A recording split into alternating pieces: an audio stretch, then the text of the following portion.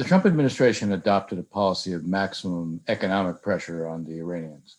And it clearly had an effect, but the Iranians adopted in return their own version of maximum pressure. And what I mean by that is they began to put maximum pressure on many of America's partners in the region, in the Middle East. And also, it began to put maximum pressure by making it clear it was no longer going to respect the limitations built into the Iran nuclear deal, the JCPOA. So what we now see is that at the time of the JCPOA, after its implementation, the Iranians were probably a year away in terms of being able to break out to fissile nuclear material at a weapons grade. Now they're probably 3 months away from being able to do so. So what they're doing with their nuclear program and what they're doing in the region is designed to maximize the pressure on us so that we will relieve them of the sanctions pressure that the Trump administration originally put them under.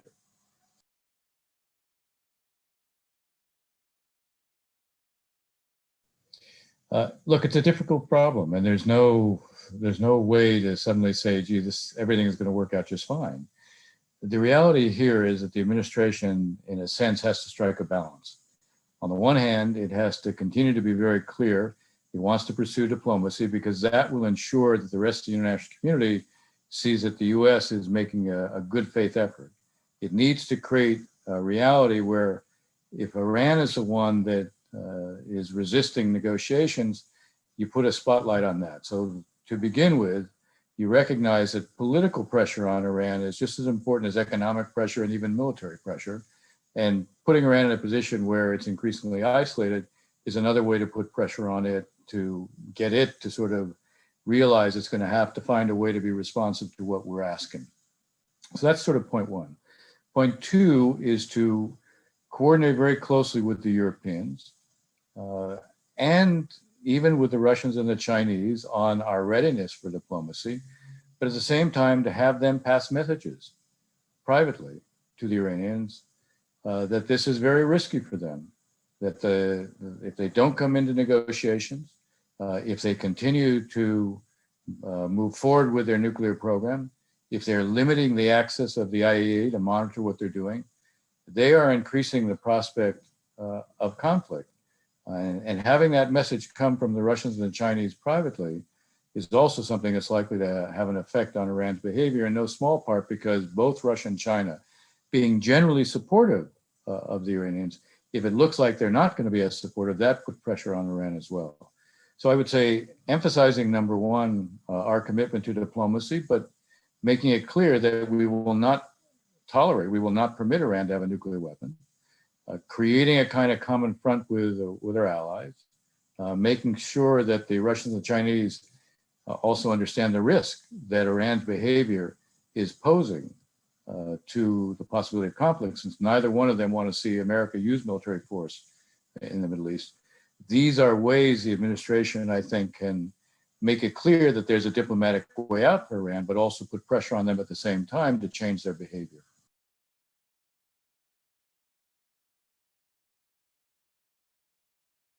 You know, this is a kind of a knowable answer at this point. I start with the premise, Iran wants sanctions relief. They shouldn't get it unilaterally. They shouldn't get it for free. If it's so important to them, and it's easy to understand why it is important to them, they should also understand that it comes only with a change of their behavior. Now, there's a difficult dilemma here. The administration's approach is compliance for compliance, which means they will not provide sanctions relief before Iran is either back in compliance with its obligations under the JCPOA or is in a process of coming back into compliance with the JCPOA.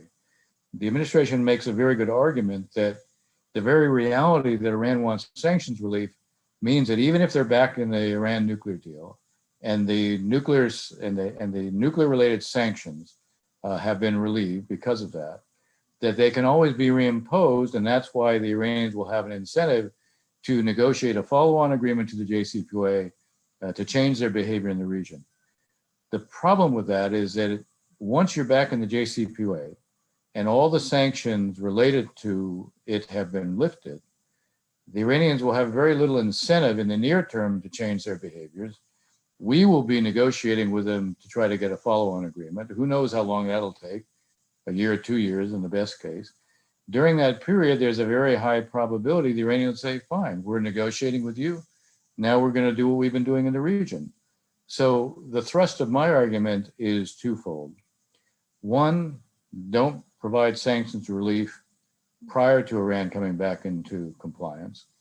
But two, even once they're back into compliance, and therefore we are also back in compliance in terms of lifting our nuclear related sanctions, we will have to have a parallel approach in the region.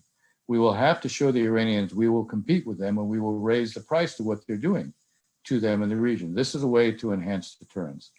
In a sense, we have to be able to take a page in a strange way from the Iranians. The Iranians say the nuclear file is one thing and we can do whatever we want in the region. And our answer should be fine.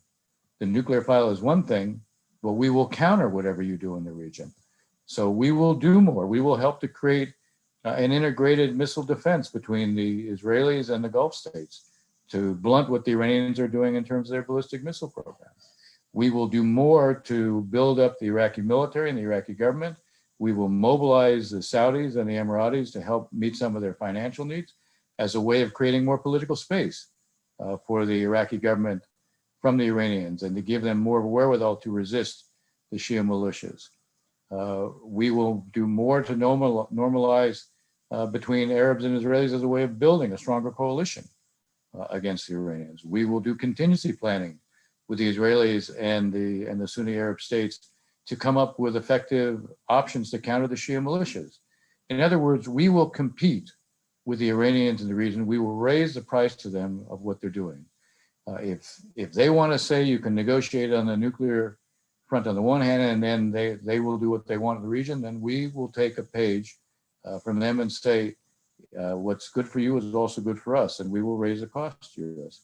So the bottom line here is the key to being able to get the Iranians to change their behaviors is to raise the price to them, to preserve our leverage, and yet at the same time leave them a diplomatic way out. That's, I think, the balance that the Biden administration has to strike. It's not a simple one because the Iranians obviously will try to play a game of chicken. They'll try to raise the price of what's going on. They'll try to make it clear that there's a great risk and that they will hold firm. And they just have to see that we will as well.